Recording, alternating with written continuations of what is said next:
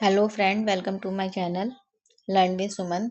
तो आज मेरी क्लास 5 टेक्सटाइल में चलेगी और जिसमें हमारा टॉपिक रहेगा सिल्क। आई होप आप लोग इसको एंजॉय करें, समझें और ये आपके पेपर के जो क्वेश्चंस आए वो आपके इसमें सॉल्व हो जाए। ठीक है, तो सबसे पहले सिल्क के बारे में हम पढ़ेंगे और हम क्विक रिवीजन करेंगे। ठीक है, तो सिल्क जो होता है हमारा नेचुरल फाइबर होता है, हमें पता है। और नेचुरल में भी कैसा है, ये एनिमल वाला यानी कि प्राणिज जगत से। ठीक है, कैसा है, प्राणिज जगत से। और इसके आगे अगर हम बात करें तो जो हमारा सिल्क होता है ये एक फिलामेंट रेशा होता है, हमें पता है।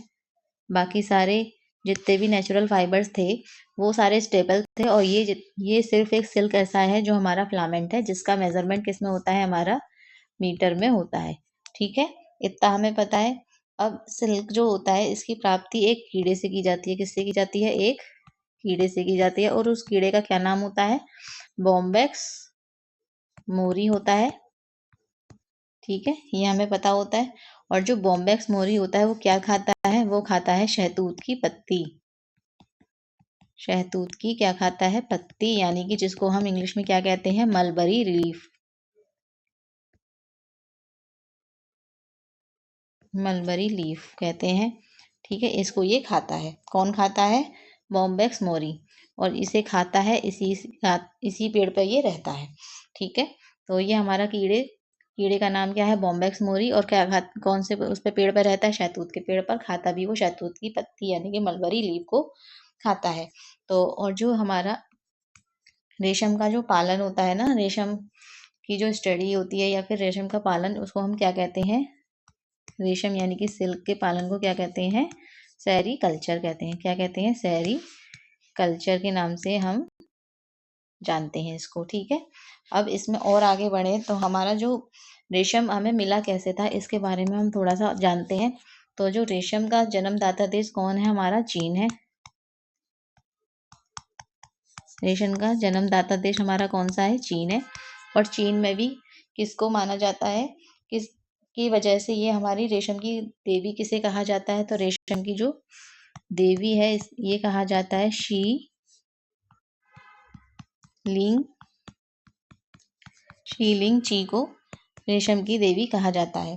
क्यों कहा जाता है? इन्होंने क्या, जब ये एक बार चाय पी रही थी, इनकी कहानी है कि चाय पी रही थी तो जब गार्डन में घूम रही थी और चाय में उनकी शहतूत की पेड़ के नीचे जब ये चली तो उसमें कीड़ा ये इनकी चाय में पड़ गया। और जब इन्होंने इसको बाहर निकाला तो एक धागे की तरह संरचना इनके हाथ में आती गई। इसी तरह से ये हमारे रेशम का निर्माण हुआ। ठीक है, तो ये इसकी चमक भी बहुत ज़्यादा होती है। रेशम की जो चमक होती है वो बहुत अधिक होती है। ठीक है, अब जब चमक अधिक होती है तो इसकी लंबाई भी अच्छी होती है। फिलामेंट रेशा है, लंबाई अच्छी होगी। क्वीन ऑफ फैब्रिक भी कहा जाता है। ठीक है, क्या कहते हैं? Queen of fabric. ठीक है, वस्त्रों की रानी भी कहा जाता है इनको। इसको हम राजसी वस्त्र भी कहते हैं। अगर राजसी वस्त्र आपसे पूछे तो किसे कहते हैं? राजसी वस्त्र हम किसे कहते हैं? रेशम को कहते हैं। ठीक है, राइटिंग थोड़ी मुझे लग रहा है गंदी हो रही है। चलो थोड़ा साफ लिखने की कोशिश करते हैं। रेशम का जो कपड़ा होता है हमारा, जल्दी जल्दी में ऐसा ही राइटिंग आता है थोड़ा। ठीक है, तो जो मैं बोल रही हूँ उस पर भी ज़्यादा ध्यान दीजिए। रेशम का जो कपड़ा होता है ना वो कैसा होता है हमारा? रेशम का कपड़ा हमारा विलासिता को दर्शाता है। किसको? विलासिता, यानी कि आराम। ठीक है, विलासिता, आराम, मनोहरता को हमारा शो करता है। ठीक है, क्या है? रेशम। अब रेशम में अब हमारा प्रोटीन जगत का फाइबर होता है सिल्क और वूल। तो सिल्क में, हमारी वूल में हमने कौन सी प्रोटीन पढ़ी थी? कैरेटीन प्रोटीन पढ़ी थी। और ऐसे ही सिल्क में भी एक तरीके की प्रोटीन पाई जाती है जिसका क्या नाम होता है? फाइब्रिन प्रोटीन होता है। क्या नाम होता है? फाइब्रिन प्रोटीन होता है। ठीक है, कौन सी पाई जाती है? फाइब्रिन नाम की प्रोटीन पाई जाती है। फाइब्रिन नाम की प्रोटीन हमारी इसमें मिलती है। इसके अलावा इसमें सिल्क में प्रोटीन के अलावा इसमें एक गोंद भी मिलता है। और जिस गोंद का क्या नाम होता है? हमारा सेरेसीन नाम का गोंद प्राप्त होता है। सेरेसीन नाम का इसमें हमें गोंद किससे मिलता है? प्रोटीन में, मतलब कि सिल्क में हमें मिलता है। ठीक है। और वूल में हमें कौन सा गोंद मिल रहा था? वूल में नहीं मिल रहा था हमें, ये हमें उसमें क्या कहते हैं, हमारा इससे पहले जो हमने एक क्लास करी थी, कॉटन के बाद लिनन में एक प्रकार का उसकी पैक्टिन नाम का गोंद पाया जाता है, हमने पढ़ा था उसमें। ठीक है, अगर आपको याद हो तो। अब इसके बाद हम इसकी थोड़ा सा साइकिल के बारे में बात करेंगे, मतलब कि जो इसकी लाइफ साइकिल होती है किसकी, हमारे कीड़े यानी कि सिल्क के कीड़े की, यानी कि बॉम्बैक्स मोरी की लाइफ साइकिल। ठीक है, लाइफ साइकिल, जो इसकी लाइफ साइकिल होती है वो हमारी कितने डेज की होती है? 37 to 63 डेज की लगभग होती है। ये क्वेश्चन पूछा गया है कि, मतलब मुझे याद नहीं आ रहा किस में पूछा गया, बट मैंने ये देखा है और वहीं से ये लिखा था कि इसकी जो लाइफ साइकिल के डेज में पूछा गया था, तो 37 to 63 डेज का इसका ये हमारा इसकी साइकिल होती है। अब इसमें सबसे पहले हमारा क्या होता है? एग होता है। एग के बाद क्या बनता है? लार्वा। लार्वा के बाद क्या बनता है? हमारा प्यूपा। और जो प्यूपा की अवस्था होती है इसी को हम कोकून की अवस्था भी कहते हैं। किसकी? कोकून की। ठीक है। और इसके बाद जो बनेगा वो हमारा मोथ यानी कि कीड़ा बन जाता है। जैसे हमारे पास एक डायग्राम था, कहाँ गया? अगर वो दिख जाए तो, मैंने लिया तो था, कहाँ गया? ये रहा हमारी लाइफ साइकिल इसकी लाइफ साइकिल हमारी ये रही। तो इसको हम थोड़ा सा बड़ा करके देख सकते हैं। ये देखिए, सबसे पहले हमें एग के बाद क्या मिला? लार्वा। लार्वा के बाद कोकून, या फिर इसी अवस्था को हम प्यूपा भी कहते हैं। और इसके बाद हमें क्या मिला? ये हमें मोथ यानी कि हमें कीड़ा मिल गया।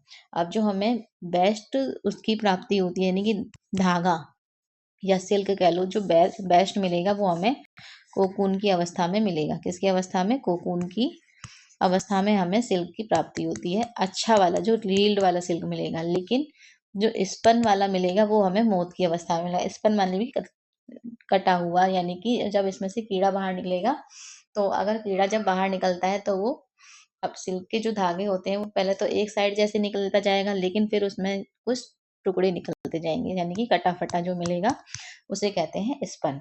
ठीक है, तो ये हमारा सिल्क हो गया। अब ये हमारी इसकी लाइफ साइकिल हो गई। लाइफ साइकिल के बाद सिल्क हमने दो टाइप का पढ़ा है। सिल्क होता है दो टाइप का। ठीक है, अब दो टाइप का कैसे? एक तो होता है स्वनिर्मित। कैसा होता है? स्वनिर्मित। ठीक है, और एक होता है, क्या हो गया? अरे हटो। एक होता है हमारा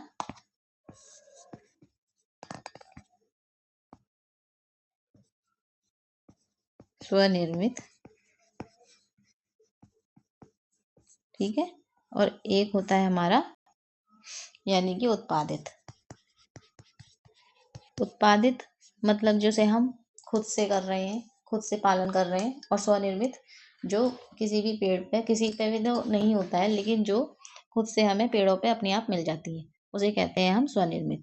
अब स्वनिर्मित में भी हमारे तीन टाइप होते हैं। ठीक है, स्वनिर्मित में कितना टाइप होता है? हमारे तीन। स्वनिर्मित को हम वाइल्ड सिल्क के नाम से भी जानते हैं। किसके नाम से? वाइल्ड सिल्क के नाम से जानते हैं। और स्वनिर्मित वाइल्ड सिल्क में तीन होते हैं। एक तो होता है हमारा मूंगा, एक होता है हमारा टसर,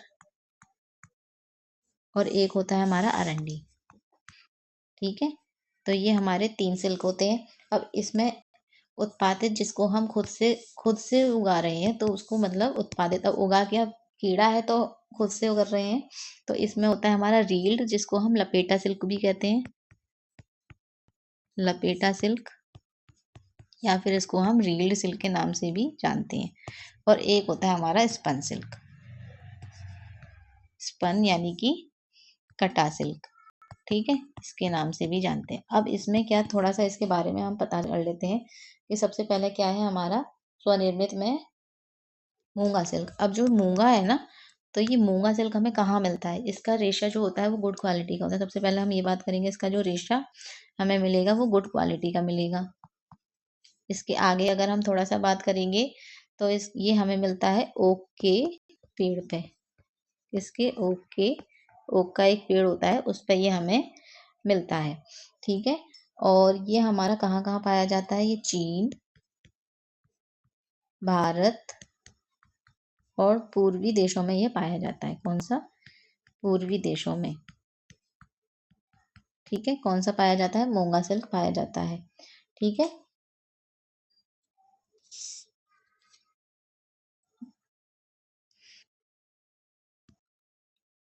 भारत में तो मिलता ही है, और इसके अलावा ये हम और भी थोड़ा सा देख सकते हैं कि पूर्वी देशों को ना देख करके हम इसमें चीन और भारत लिख सकते हैं, या फिर हम कुछ भी ना लिखें, अगर जरूरी नहीं है। अगर ऐसा आ गया तो थोड़ा सा ये लोग कंफ्यूजन पैदा करते हैं। ठीक है, तो ये हमारा रहेगा ओक के पेड़ पर, हम इतना इसमें याद करेंगे, इतना ही ठीक है।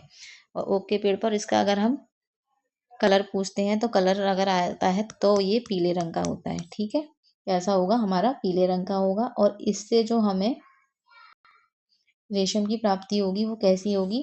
भारी भारी हमें इससे रेशम मिलता है। ठीक है, अगर हम नेक्स्ट पे चलते हैं तो हम चलते हैं टसर पे। और जो टसर सिल्क होता है वो कैसा होता है? और जो टसर सिल्क होता है वो मिलता है हमें भारत, चीन। ठीक है, और ये मिलता है हमें बबूल के पेड़ से मिलता है। टसर सिल्क जो होता है वो किस पे आता है? बबूल के पेड़ से। और ये इसका नेक्स्ट अगर हम देखें तो ये हमें कहाँ मिलेगा? भारत के बिहार में मिलता है। ठीक है, और जो हमें इसमें जो रेशा मिलेगा वो कैसे रंग का मिलेगा? भूरे रंग का रेशा मिलता है। किसकी वजह से? टैनिन की वजह से, अगर पूछा जाए। अब इसके बाद आता है एरंडी, या फिर हम इसको एरंडी को हम एरी के नाम से भी जानते हैं, एरी सिल्क। ये कहाँ मिलता है? बंगाल और आसाम में भी मिलता है हमारा। और इसका क्या है? ये हमारा अरंडी के पेड़ पे मिलता है। अरंडी सिल्क या एरी सिल्क के नाम से जानते हैं, तो ये हमारा अरंडी के पेड़ पे भी मिलता है। इससे पता चल रहा है हमें इसका जो रेशा होगा वो मुलायम और वाइट यानी कि सफेद होगा। ठीक है, इसके बाद अब हम बात करें उत्पादित में, तो उत्पादित में कैसा मिलता है हमें? लपेटा वाला सिल्क मिलता है, यानी कि रील जो सबसे अच्छा होगा सिल्क होता है उसी को हम रील सिल्क कहते हैं।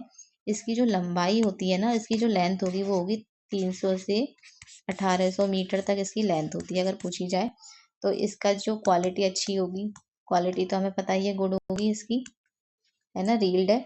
और इसमें ऐठन इसमें ऐठन भी नहीं होती, यानी कि इसमें बिना ऐठन का धागा होता है। किसका? बिना ऐठन का। ठीक है, मतलब सीधा सीधा निकलेगा धागा, बिना ऐठन युक्त, मतलब कि इसमें किसी तरीके की कोई गांठ नहीं होगी। ठीक है, और इसका कलर जो होगा सब वाइट होगा, वाइट या फिर हमारा क्रीम कलर इसका होगा। ठीक है, अब हमारा स्पन स्पन इसमें जो हमें मिलेगा वो निम्न यानी कि लो क्वालिटी का मिलेगा, क्योंकि अब धागा इसमें हमारा टूट गया है ना। इसमें हमें कैसी मिलेगी? अधिक अधिक ऐठन मिलेगी। किसमें? स्पन में। ठीक है, अधिक ऐठन मिलती है, और पीले से भूरे रंग का होता है ये। ठीक है, तो ये कैसे रंग का होता है? पीले या फिर भूरे रंग का ये हमारा स्पन सिल्क होता है। ठीक है, अब इतना हमने इस सिल्क के बारे में जाना कि सिल्क कौन कौन सा होता है और कैसा होता है। अब अगर हम थोड़ी सी और आगे बात करें तो हम इसके मैन्युफैक्चरिंग प्रोसेस के बारे में बात करेंगे, सिल्क की। इसके बारे में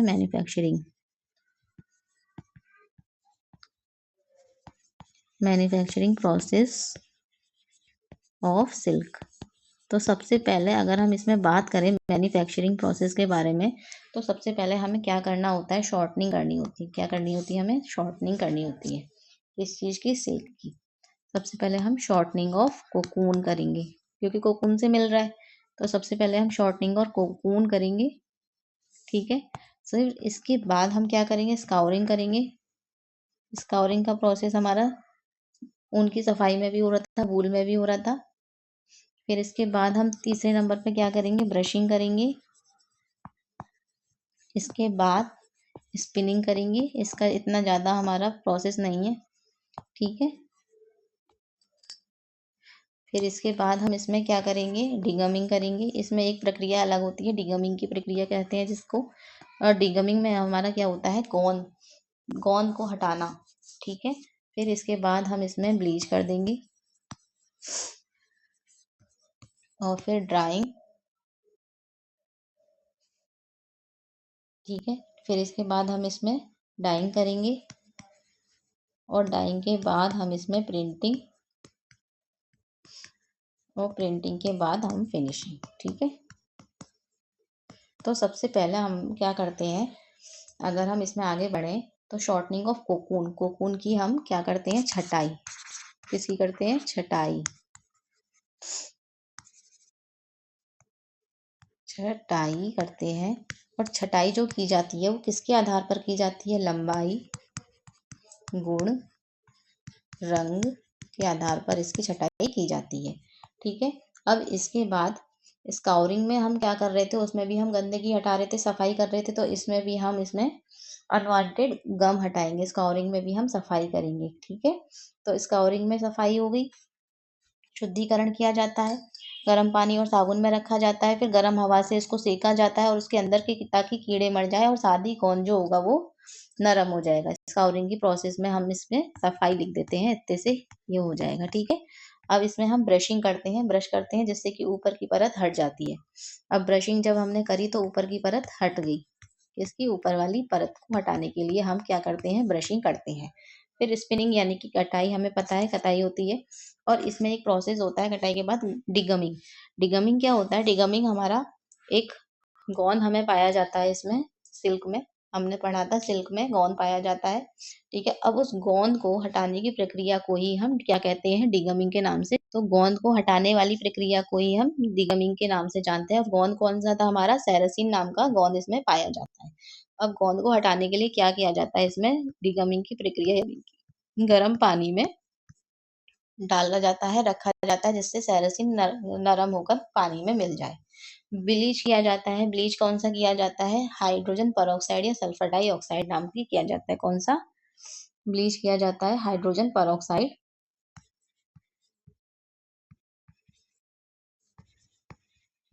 हाइड्रोजन परऑक्साइड या फिर कौन सा, sulphur dioxide, sulphur dioxide bleach इस पे किया जाता है। फिर डाइंग, डाइंग यानी कि रंगाई की जाती है और रंगाई के बाद छपाई की जाती है और छपाई के बाद इसकी फिनिशिंग की जाती है। ठीक है। अब जो हमारा इसमें एक और प्रक्रिया की जाती है लास्ट में, सबसे लास्ट में, वो कौन सी होती है, हमारी बेस्ट इम्पोर्टेंट होती है, वेटिंग प्रोसेस। WEIGHTING। तो वेटिंग प्रोसेस अगर कभी भी आपसे क्वेश्चन में पूछ लिया जाए तो वो किस पे की जाती है, सिल्क पे की जाती है। जो हमारी गोंद जब हमने हटाया था तो उस प्रक्रिया के दौरान हमारा क्या होता है, जो सिल्क होता है वो हल्का हो जाता है। उसी की प्रक्रिया को यानी कि 30% तक वो डिगमिंग के दौरान कम हो जाता है। किसके दौरान, डिगमिंग जब हमने उसकी गोंद हटाया था। ठीक है। तो जब वो प्रक्रिया से 30% कम हो गया तो अब उसके वेट को बढ़ाने के लिए हमें ये वेटिंग प्रोसेस करना पड़ता है। और इसमें क्या करता है, इसमें हम क्या डालते हैं, एक जीनो एल्यूमिनियम के कण का प्रयोग किया जाता है। किसका, अलग से बाहर देने की जरूरत पड़ती है। जो कौन सा होता है, वो हमारा जीनो एल्यूमिनियम के कण जो होते हैं उसका प्रयोग किया जाता है। ठीक है। तो ये हमारा सिल्क में इतना हुआ। अब इससे आगे थोड़ा सा और अगर हम थोड़ा सा और आगे बढ़ते हैं तो अब हम इसके फिजिकल और केमिकल गुण के बारे में बात कर लेंगे थोड़ा थोड़ा। तो इसके फिजिकल कैरेक्टर, फिजिकल में सबसे पहले क्या आता है, कंपोजिशन। तो कंपोजिशन में सबसे पहले ये हमारा किससे बनता है, कार्बन, हाइड्रोजन, ऑक्सीजन, नाइट्रोजन। इसमें नाइट्रोजन होता है ऊल में और सल्फर भी प्रेजेंट होता है। ठीक है। और सल्फर कितना था, 4% था। और ये कैसा है, प्रोटीन युक्त है, हमने पहले भी पढ़ लिया है कैसा है ये हमारा, प्रोटीन युक्त। सेरेसिन इसमें गोंद पाया जाता है, फाइब्रिन, प्रोटीन और सेरेसिन पाया जाता है। ठीक है। जो हमारा फाइब्रिन इसमें पाया जाता है वो कितना पाया जाता है, वो पाया जाता है लगभग 80%। और जो सेरेसिन गोंद था, सेरेसिन जो हमारा गोंद था वो कितना परसेंट पाया जाता है, 20% इसमें पाया जाता है। ठीक है।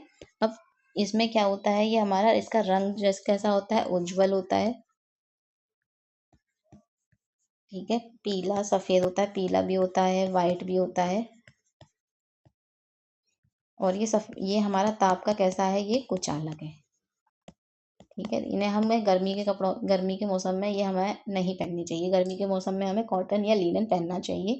ठीक है, चमक बहुत अधिक होती है। चमक कैसी होती है इसकी, अधिक होती है। ठीक है, और इलास्टिसिटी भी इसमें अधिक होती है, परंतु ऊन से कम होती है। इलास्टिसिटी अधिक लेकिन ऊन से कम होती है। ठीक है, और इसकी जो लंबाई होती है इसके धागे की, वो कितनी थी, 300 से लेकर 1800 मीटर तक इसकी लंबाई होती है। अब थोड़े से इसके और कैरेक्टर के बारे में बात करें तो हम इसके केमिकल की बात कर सकते हैं। केमिकल कैरेक्टर, विशेषताएं, यानी कि इसमें क्या होता है, एसिड। हमने पढ़ा था वूल में भी, एसिड क्या होता है हमारा, अच्छा, गुड, और एल्कलाइन हमारा, एल्कलाइन का प्रयोग नहीं करना चाहिए, यानी कि वो बैड होता है। ठीक है, बेकार होता है। और इसके अलावा हमें इसे एसिड डाई से रंगा जाता है। इसको किससे रंगते हैं हम, एसिड डाई से रंगते हैं। और इस पर रंग आसानी से भी चढ़ सकता है और पक्के भी होते हैं। ठीक है, रंग हम इसको कैसे करते हैं, आसानी से चढ़ा सकते हैं और पक्के भी होते हैं। ठीक है, पक्के भी होते हैं और पसीने का प्रभाव जो होता है वो बेकार होता है, जैसे हमारा वूल पे भी था, प्रभाव कम होता है। ठीक है, अब ये हमारे थोड़े से फिजिकल और केमिकल करेक्टर हो गए। इसके अलावा एक संस्था है जो सिल्क के लिए काम करती है, जिसका नाम क्या है, वो पूछी जाती है, सेस्मीरा, जिसको हम कहते हैं सेस्मीरा। ये हमारी कब बनी थी, ये हमारी बनी थी 12 जनवरी 1950, एज इट इज डेट आ जाती है कभी कभी। और इसकी फुल फॉर्म भी पूछी जाती है, जिसकी फुल फॉर्म होती है हमारी synthetic art, synthetic and art silk mills research association. ठीक है, तो ये हमारी एक संस्था होती है जो हमारी सिल्क के लिए काम करती है। ठीक है, और ये हमारी है कहाँ पे, ये हमारी महाराष्ट्र में है। कहाँ पे है, महाराष्ट्र में। तो ये हमारा सिल्क का टॉपिक खत्म हो जाता है। ठीक है, अब हम इसको एक बार रिवाइज कर लेते हैं कि हमने इसमें सिल्क के बारे में क्या क्या पढ़ा है और क्या होता है। ठीक है, हमने कम से कम करने की कोशिश करी है, जिससे कि हमारा सब कवर हो जाए। तो सबसे पहले हमने सिल्क के बारे में क्या जाना है, सिल्क एक नेचुरल फाइबर है, एनिमल जगत यानी कि प्राणीज जगत का है, और ये फिलामेंट रेशा होता है, जिसका मापन हमारा मीटर में किया जाता है। इसके कीड़े का नाम क्या होता है, बॉम्बेक्स मौरी होता है, और जो शहतूत की पत्तियों को खाता है, जिसे हम मलबरी लीफ के नाम से जानते हैं। अब रेशम के जो पालन होता है, उसके रेशम के पालन को क्या कहा जाता है, सेरीकल्चर। जन्मदाता देश कौन है, चीन। और जो इसका इतिहास है वो हमारा 2,500 साल पुराना है। ठीक है, और रेशम की देवी किसको मानते हैं हम, पूछा जाता है क्वेश्चन, सीलिंग ची को माना जाता है। चमक इसमें बहुत अधिक होती है, क्वीन ऑफ फैब्रिक या राजसी वस्त्र भी कहते हैं। जो रेशम का कपड़ा जो शो करता है वो क्या करता है, विलासिता, आराम और हमारी मनोहरता, हमें देखने में बहुत अच्छा लगता है। इसमें एक प्रकार का प्रोटीन पाया जा रहा था, फाइब्रिन, और कौन पाया जा रहा था, सेरासिन। फाइब्रिन अभी हमने पढ़ा था 80% और सेरासिन पढ़ा था हमने 20%। ठीक है, लाइफ साइकिल, इसकी जो लाइफ साइकिल होती है वो 37 to 63 डेज होती है। ये डेज में हमें याद रख लेना है। जो इसमें सबसे पहले क्या होता है, ये भी हमें एज इट इज याद करना है, एग, लार्वा, प्यूपा और मोथ। प्यूपा की जगह कोकून भी हो सकता है और प्यूपा भी हो सकता है, तो कंफ्यूज नहीं होना है। ठीक है, दोनों चीज एक ही में आएंगी। तो जो हमारा कोकून की जो अवस्था होती है वो हमारा, इसी से हमें अच्छा यानी कि रील्ड वाला सिल्क हमें कोकून की अवस्था में मिलता है, और मोथ यानी कि कीड़ा, इससे हमें स्पन वाला सिल्क मिलता है, यानी कि कटा फटा। ठीक है, सिल्क जो होते हैं वो दो तरह के होते हैं, कि तो स्वनिर्मित जिसको हम वाइल्ड सिल्क के नाम से जानते हैं, और एक होता है उत्पादित जिसे हम खुद से कर रहे हैं। ठीक है, और वाइल्ड सिल्क में हमारे तीन होते हैं, मूंगा, टसर और अरंडी। अरंडी को एरी भी कहते हैं। मूंगा जो होता है वो गुड क्वालिटी यानी कि अच्छी क्वालिटी का होगा, ओक के पेड़ पर पाया जाएगा, कलर इसका हमारा येलो होगा। और टसर जो होता है भारत और चीन में मिलता है, बबूल के पेड़ पर पाया जाता है, और भारत में भी स्पेशली बिहार में मिलता है। भूरे रंग का होता है, किस वजह से होता है, टैनिन की वजह से। एरंडी या फिर एरी जिसको हम कहते हैं, ये हमारे बंगाल और आसाम में मिलता है। अरंडी के पेड़ पर पाया जाता है। इसका रेशा जो होगा मुलायम और वाइट होगा। ठीक है, फिर आता है उत्पादित सिल्क के बारे में बात कर लें। रील्ड हमारे पता है इसकी लंबाई हमारी सबसे अच्छा सिल्क यही माना जाता है, जिसकी लंबाई हमारी 300 से 1800 मीटर होती है। इसकी क्वालिटी अच्छी होगी, बिल्कुल सीधा सीधा होगा, बिना ऐठन युक्त धागा होगा, व्हाइट या फिर क्रीम कलर का होगा। इस पन से हमें पता चल रहा है, मोज से मिल रहा था। लो क्वालिटी का रेशा, अधिक ऐठन होगी, इसमें पीले और भूरे रंग का होता है। अब हम आगे बढ़े तो मैन्युफैक्चरिंग प्रोसेस ऑफ सिल्क, यानी कि सबसे पहले अब हम इसके प्रोसेस के बारे में बढ़ेंगे। सबसे पहले क्या करेंगे, shortening of cocoon. Shortening of cocoon यानी कि हम छटाई करेंगे। जो छटाई होती है वो लंबाई, गुण और रंग के आधार पर होती है। फिर हम स्काउरिंग हमने ऊन में भी करी थी, सफाई करेंगे। फिर ब्रशिंग करेंगे, ठीक है, ऊपर वाली परत जिससे कि अलग हो जाएगी। स्पिनिंग करेंगे, कटाई, और डिगमिंग करते हैं हम गर्म पानी में। उसको गोंद हटाने की जो प्रक्रिया थी उसमें, उसको हम क्या कहते हैं, डिगमिंग कहते हैं। फिर ब्लीच करेंगे। ब्लीच कौन सी होती है, हाइड्रोजन परऑक्साइड या फिर सल्फर डाई ऑक्साइड होती है। फिर डाइंग, प्रिंटिंग, फिनिशिंग हमारा। इसके बाद वेटिंग प्रोसेस किया जाता है, और वेटिंग, इन सब प्रक्रियाओं के बाद लास्ट में वेटिंग प्रोसेस किया जाता है, क्योंकि जो डिगमिंग हो रही थी उसके बाद हमारा 30% तक सिल्क का वजन कम हो गया था। ठीक है, और जो वेटिंग प्रोसेस किया जाता है उसमें जीनो एल्यूमिनियम के कण डाले जाते हैं। इतना हो गया। फिजिकल और केमिकल के बारे में बात करें इसके कैरेक्टर में। फिजिकल में ये कंपोजिशन था, कार्बन, हाइड्रोजन, ऑक्सीजन और नाइट्रोजन। Protein, fibrin 80%, सैरोसिन 20%। और ये हमारा अच्छा उज्ज्वल यानी कि पीला और सफ़ेद रंग का होता है। ताप का कुचालक है, यानी कि ये हमें गर्मी देता है हमारे शरीर को। ठीक है, चमक इसमें अधिक होती है, इलास्टिसिटी भी अधिक होती है। लंबाई हमने पता कर ली 300 से 1800 मीटर, अच्छे वाले रील्ड वाले सिल्क की भी होती है। वहीं केमिकल में बात करें तो एसिड का प्रभाव अच्छा, एल्कलाइन का प्रभाव बुरा। रंग आसानी से चढ़ा सकते हैं और पक्के भी होते हैं, और इसमें पसीने का प्रभाव भी बुरा पड़ता है। एसिड डाई से हम इसको रंगते भी हैं। ठीक है, एक हमने संस्था के बारे में बात की थी, जो हमारी एसोसिएशन है, जिसका नाम है SASMIRA, synthetic and art silk mills research association, जो कि हमारी महाराष्ट्र में है। बनी कब थी, 12 जनवरी 1950 में। तो ये हमारा सिल्क का चैप्टर हो गया। आई होप आप लोगों को अच्छा लगा होगा, और अच्छा लगे हो तो प्लीज़ आप लाइक और सब्सक्राइब जरूर कीजिए, ताकि जिससे हम और आगे वीडियो बना पाएँ। Thank you.